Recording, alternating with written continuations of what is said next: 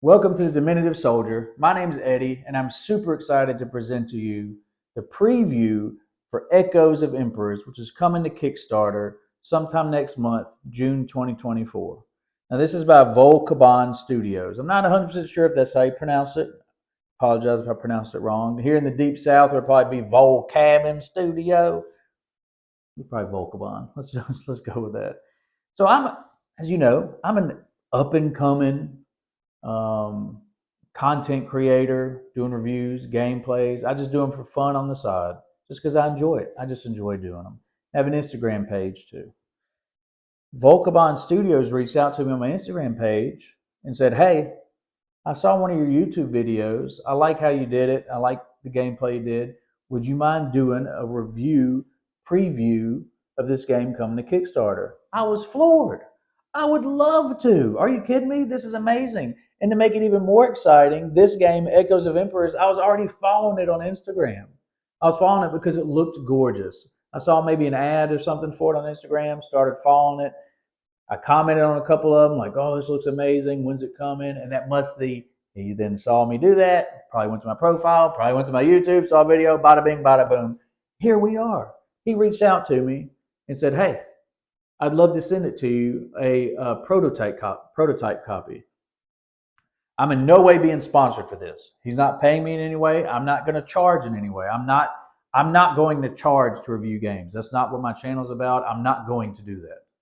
So if any of you out there developing a game want to send it to me, free of charge, I'll check it out and do exactly what I did in this one. For Volcaban Studios, for several days, I played through it, going through the rules, because it's still a work in progress for him in the rule book. Then me and him communicated about the rules, changed a couple of things, edited a couple of things. I've been play testing it too, which has been a blast. And luckily, I enjoy the heck out of this game. This game is brilliant. There's a lot going on for it, which we're going to get down to on the table and check it out. But has elements of chess. It's a card-driven game, exploration game, resource management game. It has styles of 4X, and it's a piece of art created by this guy Neil, who reached out to me. He's based in Belgium, and it's him and one other guy, and it's just them two created this game, did the artwork, designed all the pieces. I mean, it's a piece of art. I mean, it really is beautiful. I can't wait to see what the Kickstarter brings and the final products, because I have a very, very early prototype, which you'll see. And I'm super excited to see what's coming sometime next month. So let's go down to the table. Let's check out how this game plays. All right, so let's check out Echoes of Emperors. Echoes of Emperors is really, I guess you could say, a 4X game. You have your exploration, your expansion, your exploiting, and your extermination, really all tied up in this game, along with chess, along with card play. And the basics of the game, how you win, is either destroying the enemy's fortress, their capital, or destroying all enemy units off the board. Now, the units, from my understanding, the base game of the Kickstarter will come with meeple-like figures. And these are based on chess pieces. You have your pawns, you have your bishops, you have your horses, you have your castles. Here's the bishops, and you have your kings, and you have your queens. And so you could use chess pieces if you'd like. If you have chess pieces that you really, really enjoy, and the buildings for the game will be these meeple pieces for the basics of the Kickstarter, is my understanding. And also come with these little meeple camps. However, there'll be a deluxe edition of the Kickstarter, which will come with these hand-carved pieces. Here's the pawn, for instance. Now, these are very early prototype. And on his Kickstarter, on his Instagram, he has videos where he hand-carved these out of wood, and then he made resin cast of them. And this is a very early prototype of it, and some of it's rubbed off. It's probably been used a lot in play testing. It's a pawn. There's the horse with the shield. queen. We have on the other side, they're slightly different. Pawn. Here's your horse on that one. For instance, here's the king on this one. Very cool pieces. I'm super excited to see how these are going to come out on the Kickstarter. And then you have your little wooden camp buildings. These are your barracks, which you'll be able to build in the game to recruit people further up, and your Capitol buildings. This one is slightly different than this one. Different aesthetic. So to set up the game, you're going to lay out a 3x3 grid here. You're going to put out 9 tiles. 2 of them will be laid out right across from each other, will be your starting tiles. And that simply says where your capital begins. And every tile has their own imagery. If it has food, gold, wood. Where your starting capital begins has food and wood. And so at the beginning of the game, because you have your capital building on there, you start with food and wood. And as you expand, you can gather resources elsewhere. I'll show you what other tiles will have. For instance, this one has gold, and then this one has mountains that once you move into it, you have to stop. They hinder your movement. This one has a village. Once you move into it, you can discard cards in your hand and draw back up to how many you discarded. And this one is impassable unless you have special abilities that say otherwise. So each square is a space. And let me get down to the board and show you how the board works, because really what's brilliant about this game, what I love about all games that do this, and not all of them do, and I wish they all did, is once you learn the rules and start playing, everything you need to know to play this game is right here on this board. That and in your cards. That's all you need to know. So when you learn the rules and start playing the game, there's no more flipping back and forth through the rule book and how do you play, what do you do this, what do you do that? It's right here. Everything's right here. Let me go down and I'll show you what I mean. Really, everything you need is right here on the player board. Now you have a spot for each of your figures. You have your pawn, you have your castle, your horse, your bishop, your queen, and your king. When you're playing your game, you're going to have a deck of cards. Every faction has their own cards. These are the Norseman faction. And they all come with beautiful artwork that depicts that faction. So there's your Norse longbowmen. Not even going to try to pronounce that. And it depicts their architecture, their weapons, with their soldiers. Look at that Yuletide. Shapeshifter. I mean, there's fantastic artwork. And I've seen on his Instagram, I believe he's wanting to make these full color in the Kickstarter, which will be very cool. So you have so many. You have units you can bring in. You have infantry. There's Leif Erikson, your special. There's a berserker, Norse archer. You have actions you can play. You have events you can play. You have upgrades you can play. Here's an upgrade, far traveled. You're going to have a deck of cards. You're going to start the hand with 5. And how you play a card is have to have their resources. This one costs 2 wood, and this symbol means 2 of any resource to play that guy. And what these mean on the cards is how they move. So this guy can move up to 3 spaces diagonal only. So he can only go on the board diagonally. And so that's where the chess element comes in, because you may have enemies on the board that you can avoid based on their movement. Of course, you may have enemies you can't get to based on your movement. And so you got to maneuver and try to maneuver around.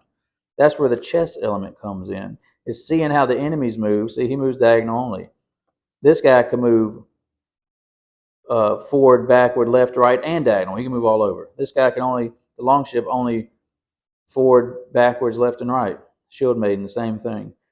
That's a very cool aspect that I'm really enjoying about this game, is the strategy about movement and where the enemy is, how to hide from them, how to move, maneuver. I mean, it's a great aspect. And so, how do you get resources? Well, when you're moving on the board, you'll see these locations will have gold, food, or wood. As you move onto a location, you can have one of your units, when he moves, you can exhaust that unit to spend an action to place a camp on that location. Once that's placed, you gain that resource permanently unless the enemy destroys your camp. So as long as your camp's there, you will always have that resource to use and expend every turn. So you build the camp, you gain the resource, you will stick it up here. So you automatically start with one food, one wood, if you recall, because your starting space has one food, one wood. And every turn, if you're going to use them, say to build a unit, use all these, you just flip them over. And then at the beginning of your turn, your next turn, unexhaust all. You'll unexhaust them, flip them back over, and they can be used again. So as long as you still have your camps out there, you maintain those resources. On your turn, in the mobilization phase, you can move and scout. Then you can do an action, one action per unit, which is attack an enemy is an action, or build is an action. And you can play tactics cards if you have any tactics cards. I'll try to show you an example. Here's a tactics card, far traveled. So for 3 food, 1 gold, you can put this means it's tactics, that symbol right there. You can put this on any unit to give them plus movement and plus 2 health. And just stick it under their unit card like so. There you go. Now, we broke down movement for a unit. This is how much damage they do when they attack. This one only does 1 damage. How much health they have? 3. Every faction will start with their starting scout. And so you'll put them on whatever piece you want to represent them. Let's just stick it on the pawn, for instance. And he'll start on the board on this Capitol building. Every time you bring a unit in, they have to spawn in on your Capitol building or barracks, if you build barracks out on the map. In order to build a barrack, it says right here, they cost 2 gold and 2 wood, and they have 5 health. You see your camp mentioned as an action. You can put a camp down on a location to gain the resource of that location. It's free to build, and that's 4 health. And so how you attack someone is simply, if you move in their same spot, you do however much damage you have to them, and they're going to do however much damage they have to you. There is no dice rolling. It's simply you both take the amount of damage. So he'll do 1 damage to this guy. And generally with dice, the game comes with a lot of dice. You'll keep track. You'll stick it on the card. He has 3 health left. Once a unit's dead, their pawn is simply taken off the board, stuck back here. Their card's discarded. And they can come back in as a different unit. If you have the resources to pay on your next turn, put it down on them and bring them back in the game. However, if you remember, one way to win the game is to wipe out every unit of your enemy off the board. So at the beginning, if you somehow get to a point and they haven't brought any units in and you take out their only unit, you win the game. So you got to be careful about moving around. After your mobilization phase, there's a drafting phase, which is you can play technology or tactic cards. This is the only time you can play technology cards, which I'll show you one. Here's one right here. This 2-handed broadaxe. That means it's a technology. So that's the only time you can play those cards. And then you can activate units, which activate units, really what that means is spawn units. I wish it said that instead of activate. It's kind of confusing. That's when you can spawn new units back onto the board. So you can't do that at the beginning of your turn. You can move around, do everything who's already on the board. At the end of your turn, you can bring in new people, pay to bring in new ones. And then at the very end, when you're done, you draw one more card and go to the next player. And back and forth, moving on until someone's destroyed the capital or destroyed every enemy unit on the board. Now, this prototype came with a few different factions. It came with the Norsemen, which you just saw, who also have their faction ability, pay 1 wood to give one of your units naval for this turn, meaning they can move across water. You have your Byzantine Empire. Theirs is your barracks have 6 health. Normally it's 5. Their barracks are a little stronger. Here's some sample of Byzantine Empire cards. Like I said, I love the artwork. Fantastic detail on it. All the way down, like I said, the uniforms, the clothing, I mean, the religion, the buildings, the bathhouse. Look at this, fantastic. Great artwork. There's also the Scots. One of your units is killed, draw 1 card. Let me go through some of their artwork. Here's their starting scout that they'd start with. Their passive is when killed, play a unit from your hand for free, costing 4 or less resources. So you kind of want to get your guy out there, as long as he's not the only one on the board, get him killed and bring in someone better. You get the militia pissed off that some of their peasant farmers are killed. Some peasant troops. Scottish spearmen. They have anti-cavalry 4. So they do +4 damage against cavalry units. Shiltron, there's archers, battering rams. Look at that, anti-building 8. So it doesn't normally, it can't do any damage to infantry, but it does 8 damage against buildings. So bring that against the Capitol building. And how you destroy a Capitol building is you start out with 10 health. He put these D20s in the prototype to keep up with your health. And you do damage to the building. It's going to bring you down to 0. You win the game.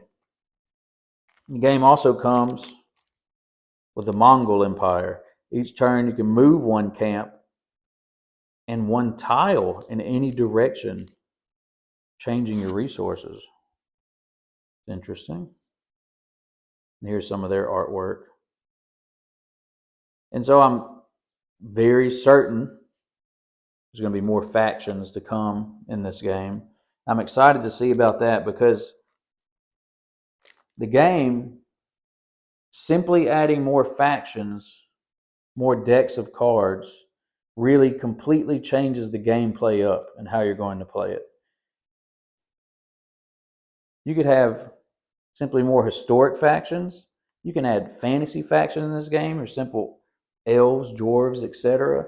I mean, there's so many possibilities to this. You could have sci-fi factions in this game and completely change the maps. Heck, the map pieces could be space pieces. These resources could be asteroids or planets, and the pawns could be ships that you're moving around. I mean, there's so much. This game has so much potential of growth and where this could go. And I really haven't seen a game play quite like this with its 4X and its chess-like movement and its card-driven mechanics, its resource management. I mean, he's really got something here. I'm not going to lie to you. So let's break down. I'm going to show you some of the gameplay and how it works. Before I do that, I do want to state and show you here how the king and queen work. Now, the queen, whenever you place a unit that she's going to represent her on the board, she has a special ability here. It gives +2 health to that unit. So if I just grab one here, this Vikinger, he normally has 4 health. If I put him down, bring him out on the board, because he's the queen, he has +2 health. The king is +1 attack. But that's only once. Once they're dead, once they've been destroyed, they can't come back. They don't bring those bonuses. They can't come back. You just have these guys. So those are special. You normally generally want to use those for maybe your, you know, your real powerful units. If you already have units on the board, say for instance the merchant, and you want to replace him with something better, you can. You simply pay for it. You discard that card, put this one on it. Now, wherever he was out on the board, he has to then go back to a barracks or a capital. Because whenever you bring someone new in, they have to start there. But you can always replace them. So let me shuffle these decks, draw 5 cards, and let's play around with the game a little bit. And let me show you how it works. Okay, I have the board set up and ready to play with your starting spaces, your capitals, and your starting units on your capitals. Now we have he recommends the Byzantine Empire versus the Norsemen. So I have the Byzantine Empire over here, Norsemen over here. And you each start, as I stated, with a wood and a food. And you each start with your scout, your starting scout. And the Byzantine Empire has to watch out. Their starting scout does no attack whatsoever. And his passive, his barracks built by him, cost no gold. If you recall, barracks normally cost 2 gold, 2 wood. But for him, it's free. Gold-wise, for him, it only costs wood. So let's say the Byzantine Empire goes first. And this is his starting hand. This guy costs 2 food. He has an action, gain 1 gold resource. It's disappeared when used. A silk trade. This doesn't cost anything. It's free. Just gain the gold resource. Bathhouse. That costs 2 food, 3 of anything. Heal all health of all of your units on a square with an allied building. Oh, I want to bring this guy in. He does 4 damage. 2 food and 2 gold. So I need to start trying to get some food if I want to bring him in, and gold. Right now I have 1 food, 1 wood. So he's going to move. His movement, he can move in any direction. But right now he's just going to move up 1. His action, build a camp. I'm going to gain that food. And he's done. And that's the end of my mobilization phase. And then you see drafting phase. I could play a technology or tactics card. I don't really have any I'm going to play. I can bring in a new unit. I don't have any I can afford. Well, I do actually. Could play. I'm going to. So here's what I'm going to do.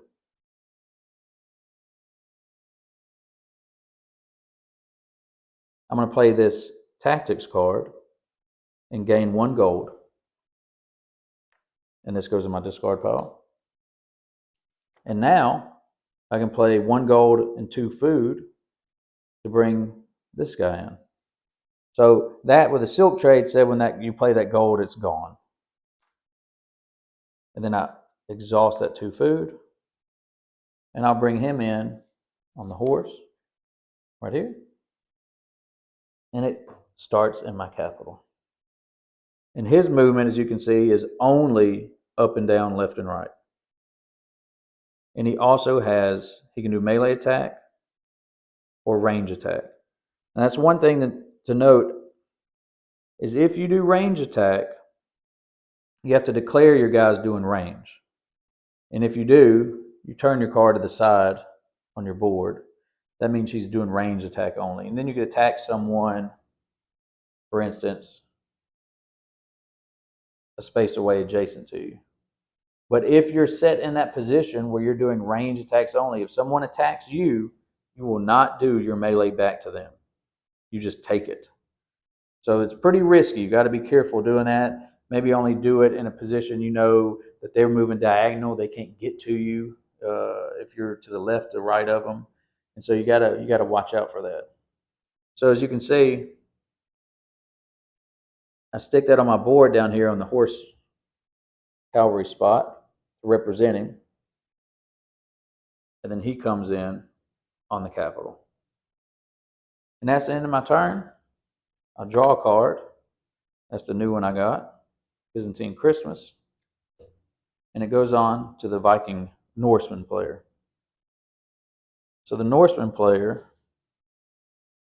here's his hand. Pretty expensive. It's gonna be a while before he can get that. He can get the Norse Archer now, super cheap, weak, super weak, but he would be good at moving around and building camps and getting resources. That's pretty good to start off with. Shield Maiden, range protection. She has protection against ranged attacks and Warcry. All allied units surrounding fields have +1 melee attack and 5 health. So need a gold, need another wood, need another food. This Norseman is going to move up 1, build a camp. He's going to collect that food resource for building that camp and stick it on his board. And that's all he's going to do right now. It's going to drafting phase. That's where you can play cards out of your hand. He's going to exhaust 1 wood, so he's turning that wood over. Play a Norse Archer, and he'll bring it in on his capital. That's where he is. His Norse Archer can move in any direction. And then he's done with his turn, so he's going to draw a card as well. And he gets Leif Erikson. Now, Leif is very expensive. 5 food, 4 wood. When you're building your camps, you know, it's free to build a camp. You can also move one of your camps every time you build.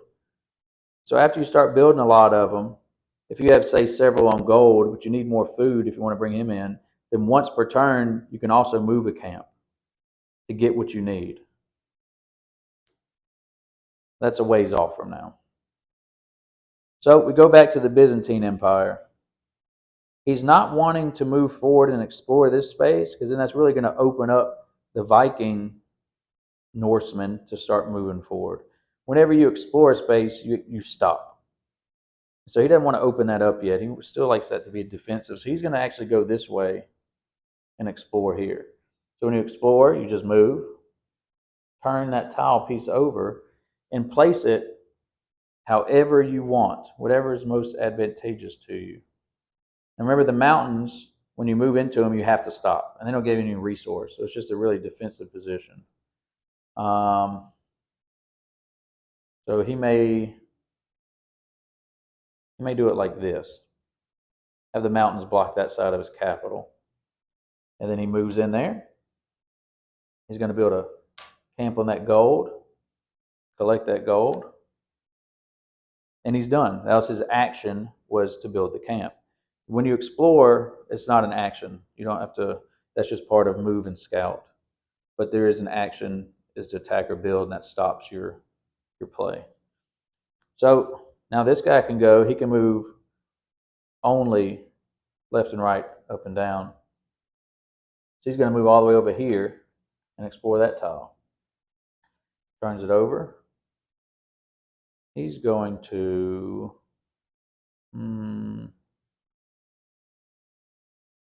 he's going to stick it like this. Move in. He's going to build a camp and gain a wood. And I apologize, at the beginning of my turn, I did not unexhaust that food. So those are now active as well. So they're done. They moved. They're finished. I'm going to see if there's any card we want to play. No, the healing. 2 food, 2 gold. This one costs 1 gold to give cavalry +1 melee attack. And see, it says if they're cavalry or infantry. There's really nothing I want to play right now. Hindsight, I should have moved that tile to get gold to play that guy. Oh, it didn't look at my card and remind me of that, but I didn't do it, so I'm keeping it. There's nothing for me to play. I'm going to draw a card. This is what I drew.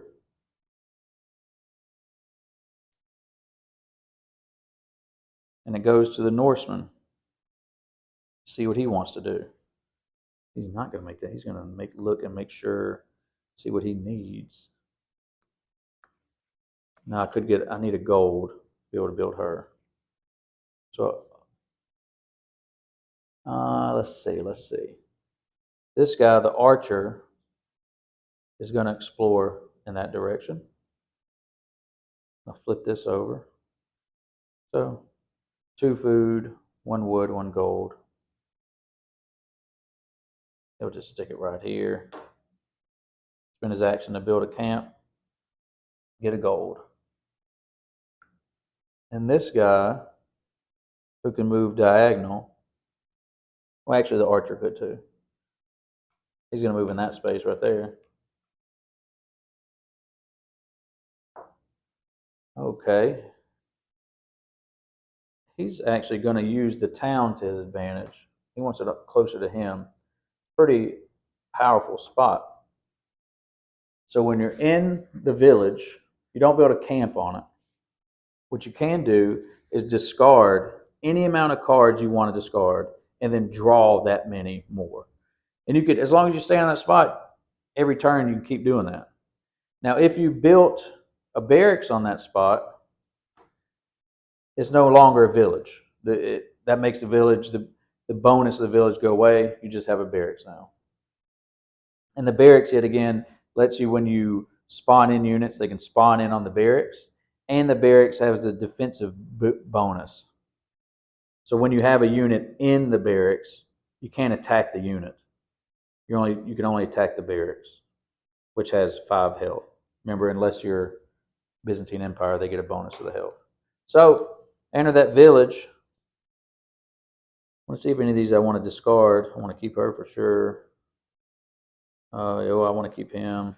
Let's see about skis. Yeah, I'll discard that. Anti-building 1. It's pretty good, but I'm only going to discard skis. I'm only going to discard skis. So I draw 1 card, and I got Mead. For 1 health, he'll 2 health. For 1 food, he'll 2 health on any unit. Okay, pretty good. So now I could play any tactics cards I wanted to. I'm not going to, and instead I'm going to spawn in the Shield Maiden. I need it right here, as you can see. I need to spend 2 food and 1 gold. I'll stick her on the horse. And right now I don't have any barracks. I only have my capital, so she goes right there. If there's someone on that spot already, like if I can't bring in another unit if I had the resources, because I don't have a barracks to bring one in. Into my turn, draw a card. I got that very powerful unit right there. It does 8 damage, has 6 health, but he costs a good bit. Go back to the Byzantine Empire. He needs gold, because I could build this guy if I have gold. Pretty weak though, attack wise. This is the guy I want to build. I need 1 more gold for that. This dude's going to move up and explore here. And he'll place it like that. He'll move into the gold spot. He'll build a camp. He'll gain his 1 gold. This dude over here, he can only move up and down, left and right, and he can't move through water. So he's a bit hindered right now where he can go. He's going to be slower because he can, if he say he wants to get that way, he's really screwed. He can go here, he's going to have to stop. Next turn, he can go here, he's going to have to stop because he can't go through water. Then he can go here, he's going to have to stop because of the mountains. So he's very limited what he can do.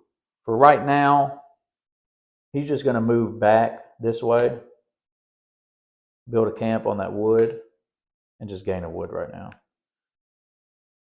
It's not really much else he can do. I could play any tactics cards if I wanted to. I don't have any cavalry out on the board right now. I don't need a heal. Yep, so I'm not going to do any of that. Goes into my drafting phase. And now I'm going to spawn in this unit. 2 food, 2 gold. I'll bring him in. I'll stick him on this. It's the castle. It's like a ballista figure. I'll stick him on that to represent him. He comes in the capital. And if there's anything else I want to play, I could give him +1 melee attack, which will make it 5 if I had a gold. I don't have any more gold, actually. So, yep, that's all I can do right now. And then I draw another card. This is what I'm going to draw right here. Pretty cheap unit. And bring him on the board. We go back to the Norseman, and you unexhaust all of your resources. And let's see what they are going to want to do. Now, I'm in no way of being able to build that guy. 2 food, 2 gold, 1 of anything. So I need 1 more gold. I could bring him in. Pretty powerful unit. And that's what I'm going to do right now. So I'm going to try to find some more gold I can get, which I can easily do. Number 1, I can move. I cannot move my horseman diagonal because that's the shield maiden. She could only move up and down, left and right. The other 2 can move in any direction. So right now, she's actually going to move over here and explore this tile. I'm going to flip this over. Okay, I'm going to place it like that. I'm going to build a camp and get a gold for that location.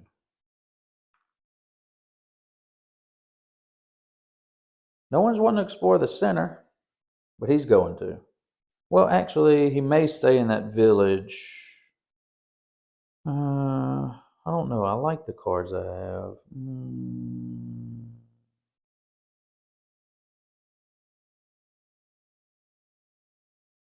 He's actually going to move this direction. Also build a camp. That's another gold. And like I said, once per turn, I could move one of my camps for free. I don't have any reason to at this moment. This unit is going to move diagonal 1 and explore the center tile.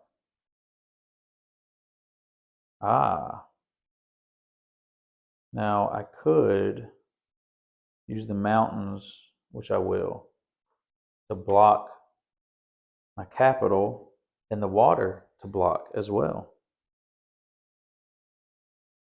Now he would move diagonal into that water, but he doesn't have the ability to move in water yet. I could pay 1 wood to give one of my units naval this turn if I really wanted to, but I don't care to move him into the water right now. There's no point in it. So he's just going to stay put. The board has been fully explored. Now it's time to destroy each other, basically. So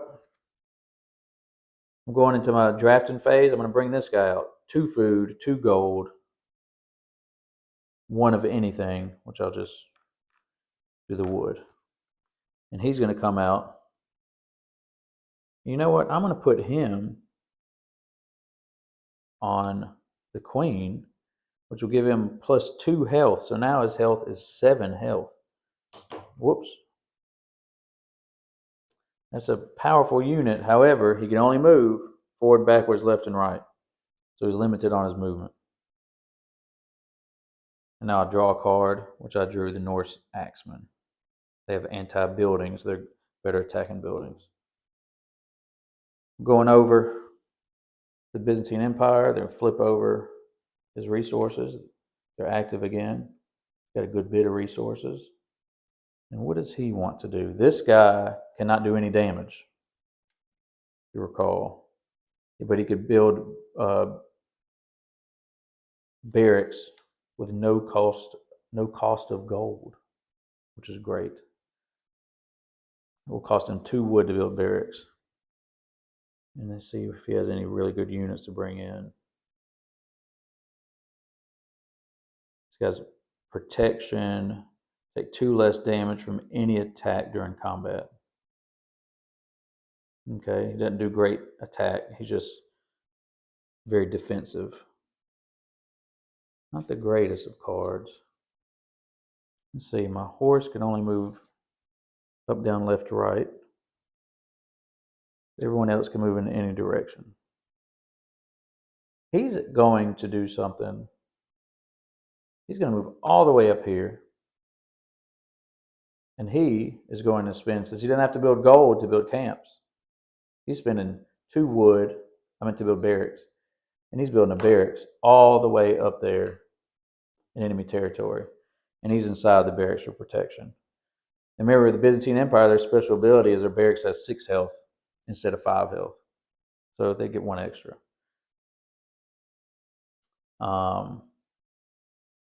Yep, so that's what he's going to do. This guy is going to move up here, so you can maybe get rid of some of these cards. He's going to get rid of Byzantine Christmas. He'll all health of all units on a square with an allied building. I'm not worried about that right now. I ain't worried about it. Okay, so I discarded 2. I can draw 2. This is what I drew. Okay. Ooh, a scorpion. Armor piercing ignores protection, range protection, and building armor. Okay, nice. So that's what he did. This guy, like I said, can only move forwards, backwards, left, and right. He's got the mountains are going to cause him a delay, but I could start moving around and really hitting from this side with the barracks. But no, he's going to go to the mountains. He's going to move forward. He might as well stop and build there and get a food. And now I'll see if I could bring anyone in. I could bring that guy in as my bishop. He also has limited movement. I could bring that guy in. He could only move diagonal. He's very weak. I'll bring him in as the bishop. That costs 2 food, 1 gold. Then my turn, draw a card. Ooh, whoa, look at that unit. 12 health. Go in any direction. Okay, I got to start working and bring that guy in. We go to the Norseman now. Here's his player board. We unexhaust all the resources here. And he's really got to start doing something about that. That's going to be a problem. So first things first, this is a shield maiden right here. She only has 1 attack. She can't do much to that building. You can do 1 damage to it. All allied units on surrounding fields have +1 melee attack. Okay. So, because she's there, when this dude, he can move into attack. Oh, he's only the Norse archer. He can't do anything to it. So he has no melee attack. When you're doing range attacks against buildings, buildings have +6 protection, basically armor against range attacks. I mean, you really got to move in and put it under siege and attack it in melee unless you have some special power ability. So that Norse archer really can't do anything. And then unfortunately, my queen, who's pretty powerful, can only move up, down, left, right. So Okay. Here's what I'm gonna do. Oh, crud. The shield maiden can only move up, down, left, right. I was thinking I could move the shield maiden. Hmm. Decisions.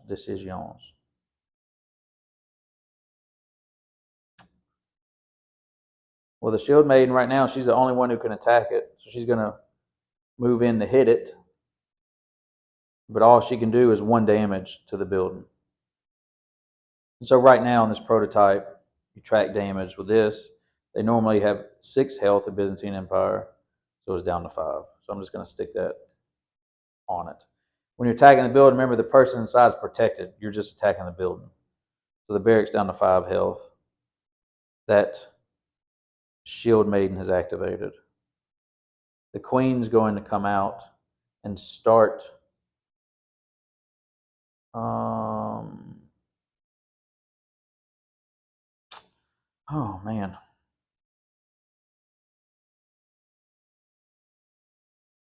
Actually, she may just ignore that right now and start heading up towards this guy. Here's his card. Okay. He does 3 damage, has 4 health. This is the queen. She does 5 damage, which would kill this guy outright. He would do 3 back. The queen has +2 health, has 7. So she could move up there, but when she moves in the mountain, she has to stop, if you recall. And so she said after stop in the mountain, she couldn't attack because you got to move in their space to attack them. When you fail attack, or you didn't defeat them like this one did, you have to fall back where you came from. If you defeated them, you can stay there. Um,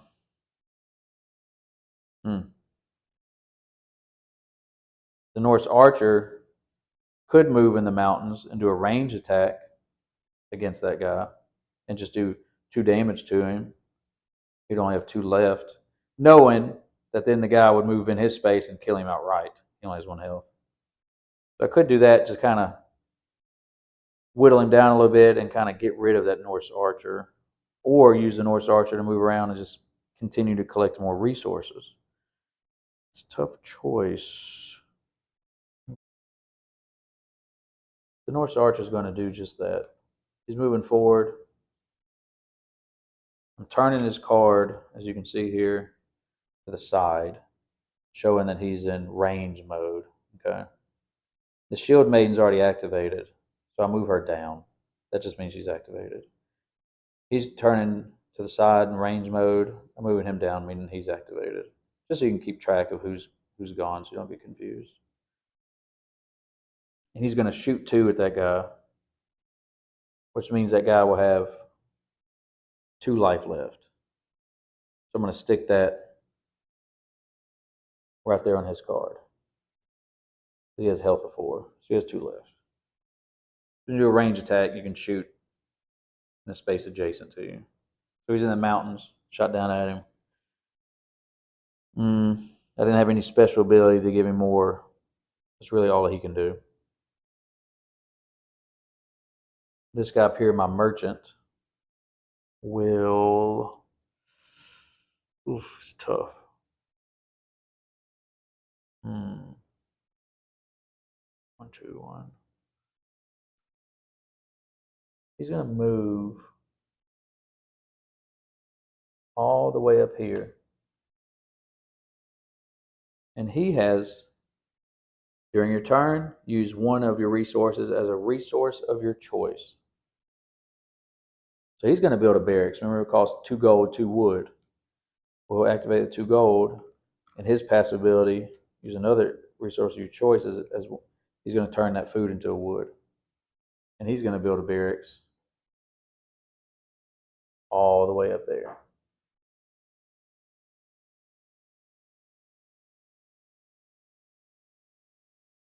And so that's going to start putting a lot of pressure on the Byzantine Empire. And he can't afford to build any units. Well, I still have this 1 unit to activate, actually, the Queen. And she will move out. She'll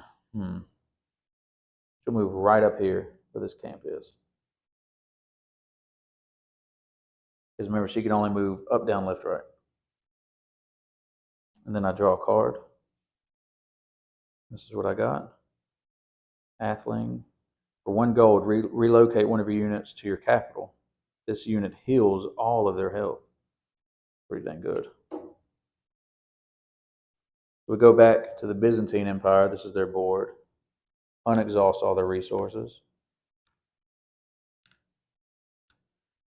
Sorry, this is supposed to, it moved. That's the capital health is on 10. And let's see what the heck they're going to do. Let's see what cards they have. Remember, this is the guy I really, really want to bring in. I need 3 food. Right now I have 3 food. I need 1 of any resource, that's fine. 4 gold, I have 2, so I need 2 more gold to bring that guy in. He's a cow. I want to bring him in more than anything. So that's what I'm going gold hunting, son. First off, this guy's moving in the mountains. He's going to attack that archer. Boom. And he's going to kill him. And the archer does no melee damage back. He only has 1 health. My guy does 3 damage. The archer's dead. He just goes right back to his board. So he's gone. Now my castle is this guy. He can move diagonal. He can move, but he cannot move across that water.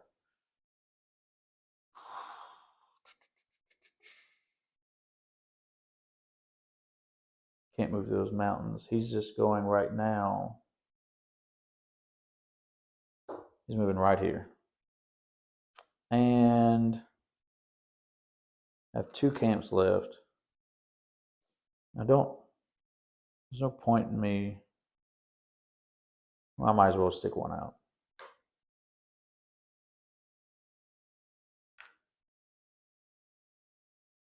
And my bishop is this guy who can move left, right, up, down. And dang it, he can't get to gold. So what I wanted to is gold diagonal here. He can't get there. He'd have to stop and go into those mountains. Dang it, what the heck's he gonna do? Well, he might as well move to start attacking that barracks. He's gonna move all the way over here. And he's gonna do 3 damage to that barracks. So that barracks only has 2 health left. Like that.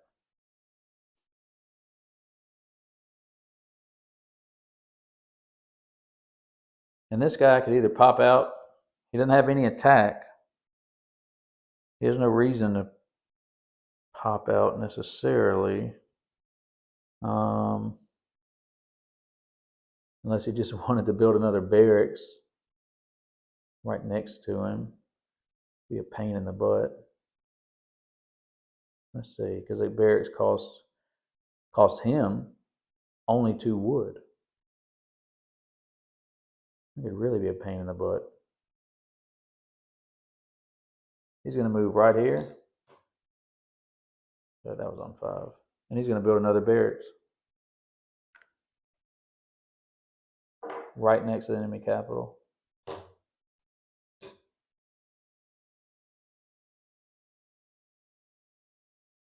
Yep. He's going to draw a card. That's what he drew. And see if he's going to, well, before I drew a card, let's see if he could play any, if he wanted to play anything. He could play that. Didn't care to. Could play that. He doesn't care to, because all I got left is my king and queen, and I don't want to put one of those on my king or queen.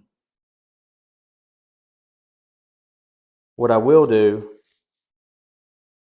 is I'll spend 1 gold to put this upgrade on this unit right here. Put the upgrade on them to give them +1 melee attacks, and the melee attacks 5. And then I drew a card. I got a cataphract. And it goes back to the Norsemen. And everyone's going to unexhaust. Like so. Remember, I lost that guy, so he came back to the board. And what to do here?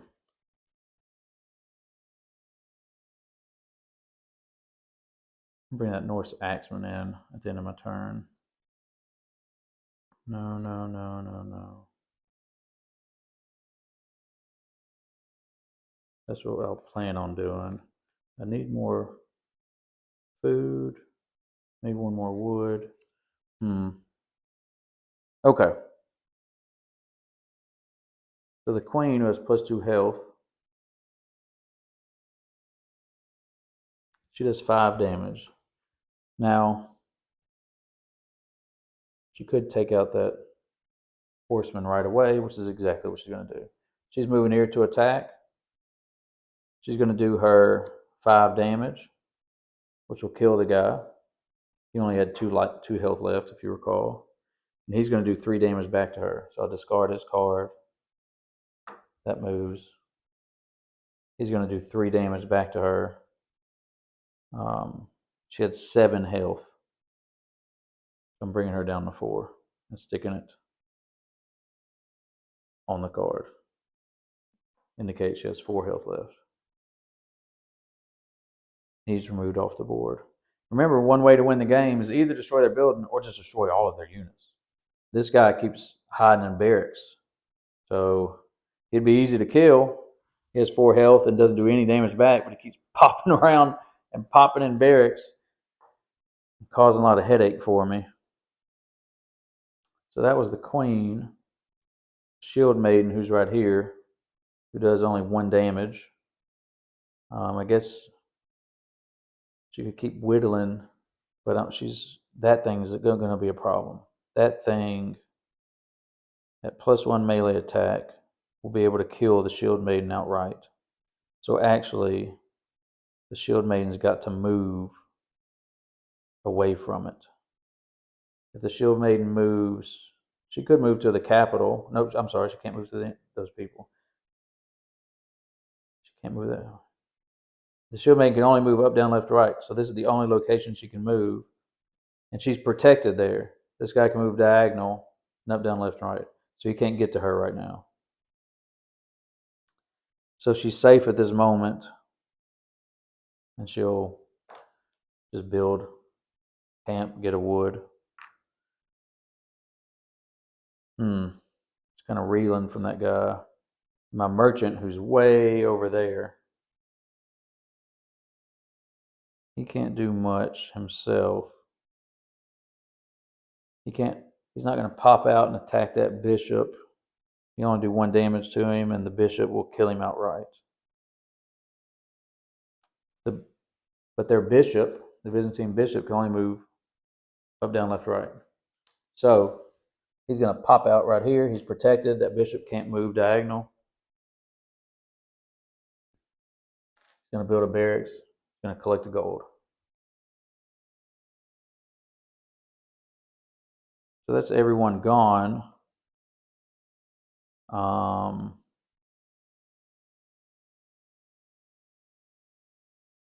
I said build a barracks. I'm in a camp. So let's see what I can bring in. 1, 2, 1, 2. 2 of that, 2 of that. No. I think just the Norse Axeman. 1 food, 1 gold, 1 of anything. I'll bring that in. I'll stick it on this. 1 food, 1 gold, 1 of anything. There you go. And the Norse Axeman will come in. And I'm going to stick them, obviously, on this barracks all the way up here.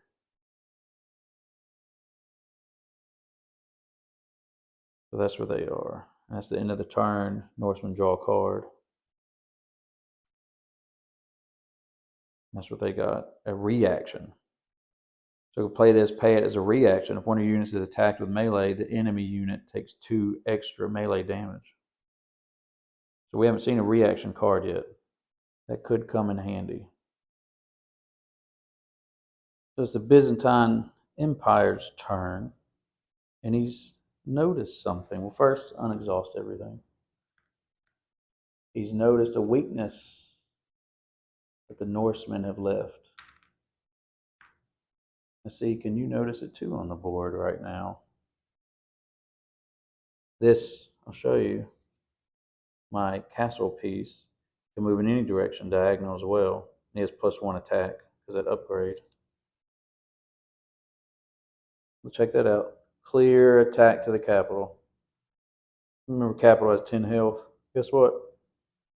Boom. He attacks it. It takes it from 10 all the way down to 5. Now, where is it? Now the Norsemen are reeling. They have to do something about that. He left it open. Instead of the queen moving to attack that guy, maybe the queen could have blocked that spot. Wasn't paying attention. Naughty boy.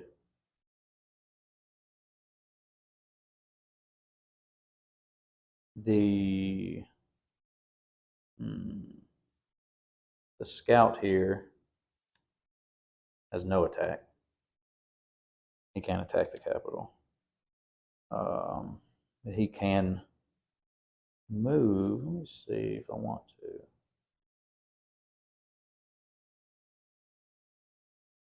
He can move right here.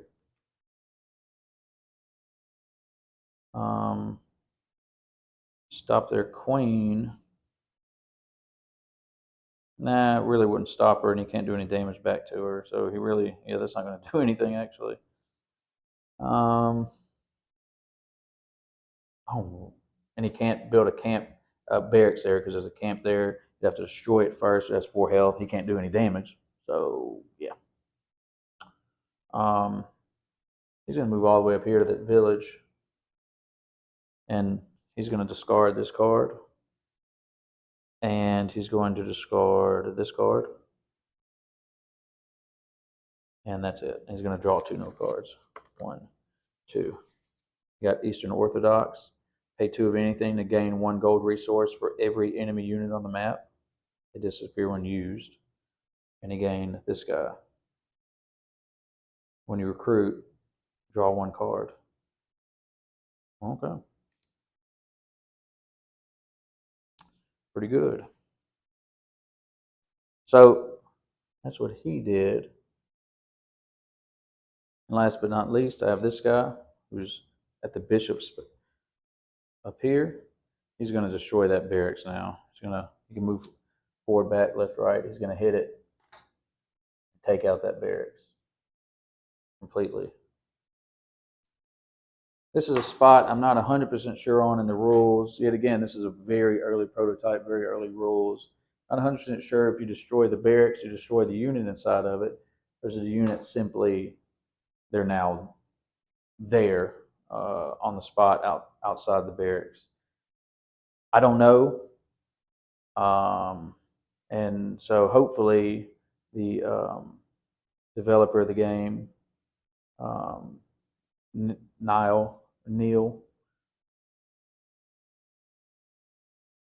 I simply don't know. The rules, the prototype rules just don't state that as of right now. And so I believe how they read now, it seems the barracks will be destroyed, but the unit will remain. So that's how I'm going to play it right now. And so the barracks are destroyed. So the Byzantine Empire is done with that. He's going to see if he can play any of these units. Can I play the one I really want to play? Just 3 food, got it. 4 gold, don't got it. 1 of anything. Can't play that guy. What about this one? 2 food, got it. 4 gold, don't got it.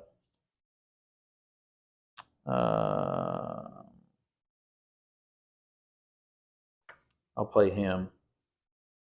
2 food, 2 gold. 2 food, 2 gold. I'm going to place him on the king spot that gives +1 to attack. And guess where he's going? This doesn't look good for the Norseman, now does it? Draw a card for the Byzantine Empire. What they get, the upgrade. Goes back to the Norseman, and what the heck are they going to do? All right, let's see what they got going on here. Those guys way across can't do anything, can't help.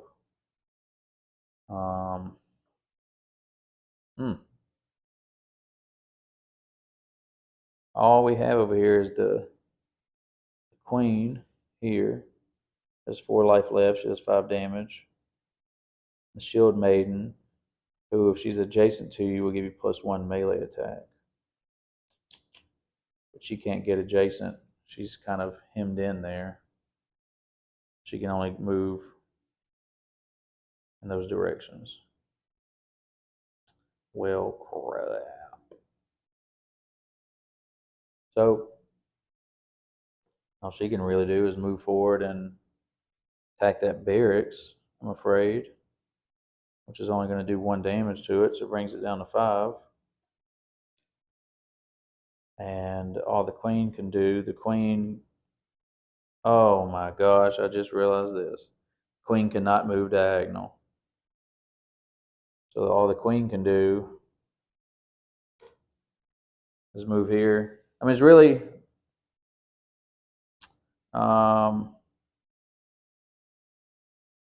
really that's a checkmate. I mean, that's what that is. Because on the Byzantine Empire turn, boom, he's going to get that capital for 5 damage. Boom, the king get at that capital for 4 damage. The Norsemen have no way of stopping it. That's checkmate. That's game right there. Going to take him out. So you can see how the movement comes into play with your different units and planning the movement, much like chess, trying to maneuver around them, trying to block units. Did a really good job with these 2 barracks, really blocking her in. She couldn't move diagonal, so she was really screwed. You see how card play, there's so many. I mean, look how many cards I haven't gone through yet in this deck for the Norseman. So much variety and changing out units, upgrading units, so many reactions I haven't even got to yet. There's so much variety. A lot of variety on the map tiles because they could be different, the place different every time. And the prototype came with more map tiles for Constantinople. And so they have different tiles, and they have the center is the city of Constantinople, which these, go to camp in them, have 2 gold they provide you, and these are both villages. And they have different, and look at that, a whole sea tile. 2 whole sea tiles, oh wow. Really hindering movement. Like I said, there's so much variety in this game, and I'm excited to see where this game goes. As I mentioned, more historic units, fantasy units. I think, like I said, this would be cool in space. These spots can be, like I said, asteroids, planets. You can have ships. You can build space stations. This has so much potential. I mean, you could do anything with it. You could do World War II with it. You can do Napoleonic War with it. There's so much potential to use in this game that he's developed. So let's go back down and tell you my final thoughts on it, which you can probably tell what they are. So as you can tell, I really enjoy this chess on steroids game. I mean, it really is so much more than that. It really is a 4X game, isn't it? Explore. You're exploring the map, exploring the tiles, exploiting the resources, collecting the resources, using them. Extermination. You win by destroying either all the units of the opposing force or destroying their capital. Explore, exploit, extermination, and expand. Yeah, couldn't think of it. And you really are, I mean, that's exactly what the Byzantine Empire did. You're expanding, of course, by building camps, but expanding by building your barracks as well as defensive points and bringing in new units. I mean, it's a 4X chess-like movement card driven. It's a very cool game. Love the pieces. Like I said, these are very early prototype of what the deluxe pieces will be, much like the Lewis chess figures in the British Museum. If you're unfamiliar with, you check those out. But that's what he based them off of, and you can tell, and it's really cool. He hand carved them. But if you have chess pieces at home that you like, some people have really nice chess sets. You can get this game, just get the basic with the meeples that I showed earlier, and use your own chess pieces. You don't have to use these chess pieces. It's exactly what they are. You have a pawn, you have the castle, you have the horse, you have the king, the queen, the bishop. These are chess pieces. That's a cool aspect. And like I said, I'm excited to see what his Kickstarter is going to provide, what it's going to unlock. The updated artwork. He mentioned doing color on the cards, so I don't think it's needed. I think the cards look great, but it'd be cool to have color too. I love the artwork on the tiles themselves. I'm excited about this. I was already excited about this. I was a little hesitant. I was a little nervous. I wasn't hesitant when he reached out and was like, "Would you preview it and review it for me?" I mean, heck yeah, I was so excited, but I was like, "Man, what if I don't like it?" I was like, "What am I going to do? I mean, I'm going to have to. I guess I just won't give a review and just tell you how to play it." But luckily, that's not the case, and I love it. And so this is a Kickstarter that I think you definitely need to consider backing. Um, and depending on the levels and what you want, these deluxe pieces are really, really nice. Really add a lot to it. A lot of, I think, are a given. To be honest, I'm excited to see where this goes and where he takes it. It's coming sometime next month, June 2024 on Kickstarter. Check out Echoes of Emperors. Hold up, we're not done yet. I thought I was done. And then as I was finished about to edit the video, the developer sent me a message saying, "Hey, why don't you do a giveaway on your video?" I was absolutely. So all you have to do is follow me on YouTube, subscribe to my channel, and comment below. Just comment anything you want. Anything you want, something about the game that you think looks cool. And what he said is on June 11th, I'm going to pick one of you random lucky winners, and you're going to win a mid-tier level of the Kickstarter. He stated it's going to be a 4-player version of the game. It's a mid-level Kickstarter pledge. I didn't even know they were going to come out with a 4-player version of the game, so that's exciting news. And that's what you'll win. And of course, that's dependent on the Kickstarter being successful, and you're going to have to be responsible for shipping. I hope you understand that. But he'll reach out to you. I'm going to pick a random winner June 11th. Just like, subscribe to my channel, comment down below, and one of y'all is going to win this awesome game, the 4-player version of it. So that's pretty great. So please follow, subscribe, like, and hopefully you luck out on June 11th. Thank you.